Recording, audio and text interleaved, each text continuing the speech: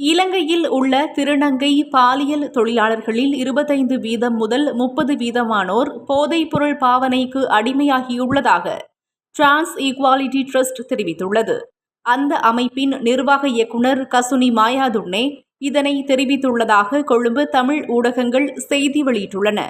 நாட்டில் 5000த்திற்கும் மேற்பட்ட திருநங்கைகள் இருப்பதாகவும் அவர்களில் பலர் தமது குடும்பத்தினராலேயே ஒதுக்கப்பட்டதால் பாலியல் தொழிலில் ஈடுபடுவதாகவும் அவர் சுட்டிக்காட்டியுள்ளார்.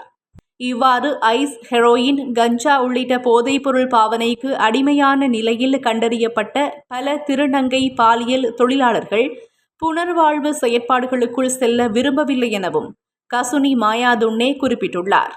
புனர்வாழ்வளிக்கப்பட்ட பின்னர் அவர்களை கவனித்துக் கொள்ள சரியான குடும்ப அமைப்பு இல்லை என்பதையே பாதிக்கப்பட்டவர்கள் காரணமாக முன்வைப்பதாகவும் டிரான்ஸ் ஈக்வாலிட்டி ட்ரஸ்ட் தெரிவித்துள்ளது.